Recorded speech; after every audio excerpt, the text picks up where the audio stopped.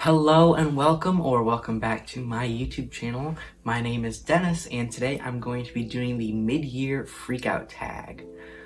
So far in 2022, I have read, I think 65, I'm at 65 books. Could be more by the time I upload this video. And my goal this year was to read 100 books. So I've gotten pretty freaking far so far in my goal. Way farther than I thought I would be. I didn't even think I would get close to like around 100. And I will probably be there by the end of the summer. And that's because I work this internship where I sit at a desk all day. And at my desk, I can have earbuds in. So since I have earbuds in, I can listen to audiobooks. And since I can listen to audiobooks, I can get through like a book in 1 or 2 days, like that. Easy. So as I've been working, I've been slowly reading so many books. On top of my book goal that I have through Goodreads, I also had a few goals of getting through my bookshelf that was in my room. I set a book buying ban of under $200. I think I'm at about $30 so far. I've only purchased 2 books this year. I've been really good at making sure I'm not buying really any books. Yeah, I think I have been working pretty well towards my book related goals this year, and I'm gonna keep on working. I'm definitely gonna get to the 100 by the end of this year. So anyway, let's get into the tag. I've done this tag last year, and basically the tag is just going over your favorites, non-favorites, superlatives of the year so far. So the first part of the tag is the best book that I've read in 2022.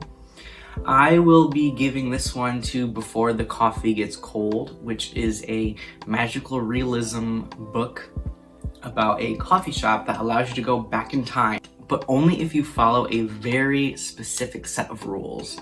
Some of which are you can only meet a person there that has gone to the coffee shop before.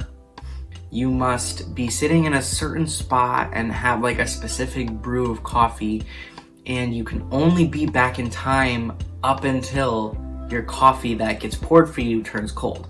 Because if you don't drink your coffee by the time it gets cold, you'll get like stuck in this paranormal time traveling like world. Like you'll just be stuck. So you have to finish your coffee before the coffee gets cold.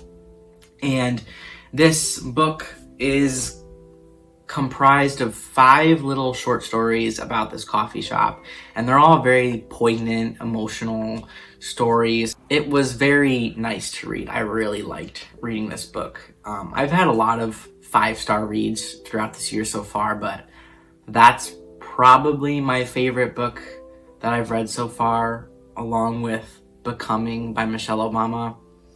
I don't really have a lot of thoughts on that book besides I just like Michelle Obama and I just like her as both a politician and a person. So number 2, the best sequel that you've read in 2022. So I don't really go out of my way to read sequels. I've read 2 sequels so far this year, one of which was The Treatment by Suzanne Young, which I'm not really going to go very deep into in this video because I actually have an entire video about The Treatment. If you're interested in my thoughts about that book, I would recommend watching this video instead. Number 3, a new release that you haven't read yet but want to. And number 4, most anticipated read for this year. So I don't really go out of my way to read new upcoming books. If it comes out this year and I happen to read it, then I just happen to read it. I don't really read books because they're brand new. So same as last year, I don't really have any anticipated reads, except for this one book that I saw on Twitter a couple nights ago. It's a memoir by Chelsea Manning, who is a transgender woman who was in the military, and she was basically thrown in prison because she exposed like government military secrets in the name of like the public should know this information.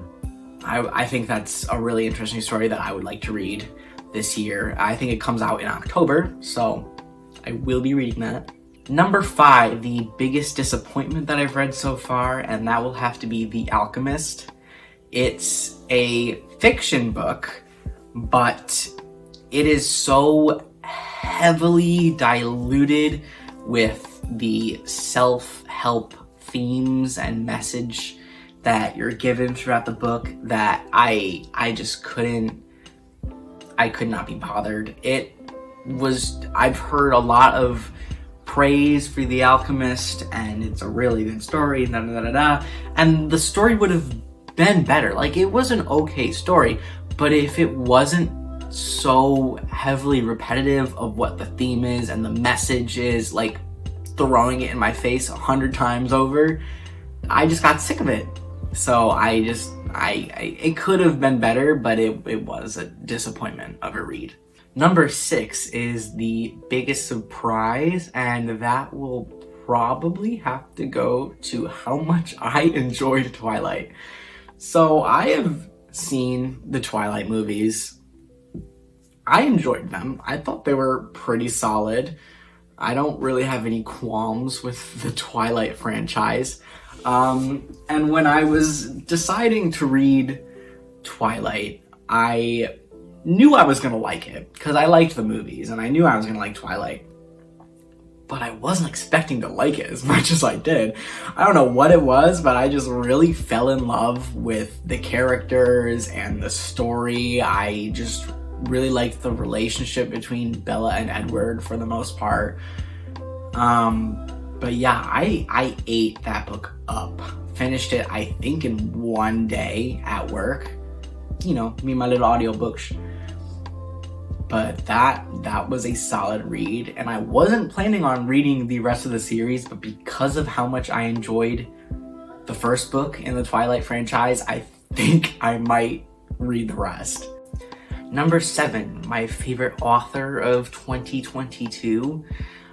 This one is kind of a silly question to me because I don't really read books because they're by a particular author. I'm just reading books because I want to read those books.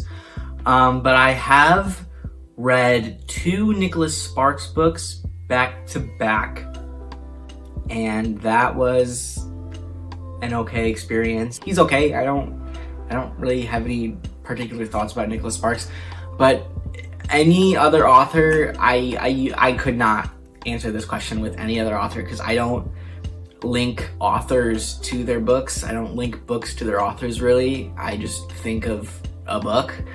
So Nicholas Sparks takes the award for my favorite author this year. Number 8 is my newest fictional crush, and it's gotta be Edward Cullen from Twilight. This is kind of a cheat of an answer because I've seen the Twilight movies, so I know what Edward looks like in the movies. So Edward in the movies is going to be what Edward in the book looks like. And I just like him a lot as a character. I liked him in the movies. I am proudly Team Edward. You know, the influence of the movie is gonna influence how I feel about the character, and that's okay. Cause he's hot. Like, Robert Pattinson is hot. Like, it's just the way it is, and it's acceptable. So Edward is my newest fictional crush. Number 9, favorite fictional character for 2022. I discussed this in my Kafka on the Shore video, but my favorite character in both that book and probably this year so far is going to be Oshima from that story. He is a librarian that Kafka meets, and I really liked this character because I feel like I really related to this character. He happens to be a trans man, and I am also trans myself, and I really liked the way that his character was implemented in the story, where it was just a trans character existing. It was just a fact of life that Oshima is trans. And that's kind of how I feel like I am with my trans experience as well. It doesn't really affect my life as much anymore. I just happen to be trans.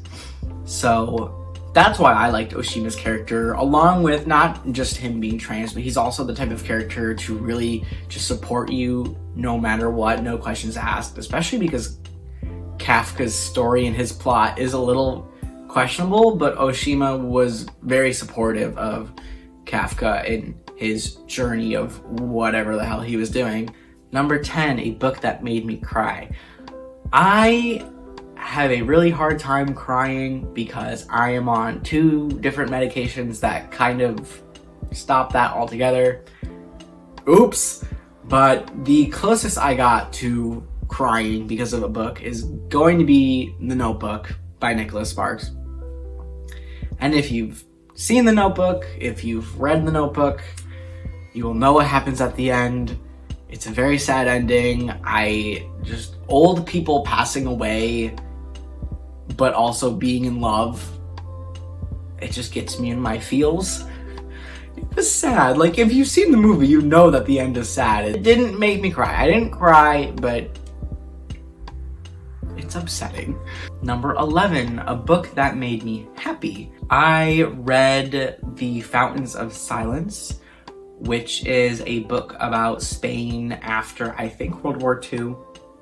And Spain is being controlled by a dictator at the time, and there is a Texan boy that goes and travels to Spain for a length of time with his father, because his father's there on a work trip. And then there's a girl that works at the hotel that the boy is staying in, and then they fall in love. But then he has to go back to America, and then she loses her job, and they're disconnected for 18 years. And then 18 years later, he goes back to Spain and finds the girl again, and then they fall in love, and it's so great. And I don't know, I like the ending. I thought that was cute. I feel like most books make me happy. I don't really read books to be sad, so. But that one in particular did make me very happy the way that that ended. Number 12, the most beautiful book I have received. I'm gonna give this to 2 of them because my friend Caitlin recently sent me a ton of books in the mail. I have an unboxing video where I look at all those books right here. 2 of the books that she got me were Pride and Prejudice and Jane Eyre. They're both the Barnes & Noble exclusive covers and editions of them. And I just really like the way that the typography is. I like the font. I like the little details on the cover and on the back. I think that's really cute detailing.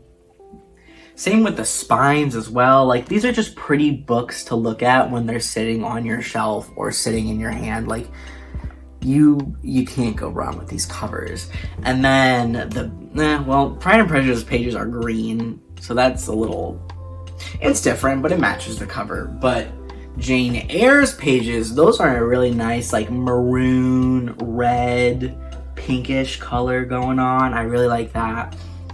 And then on the inside of them, the inside covers have these, like, peacock designs that I think are really pretty. This one's green to match the pages.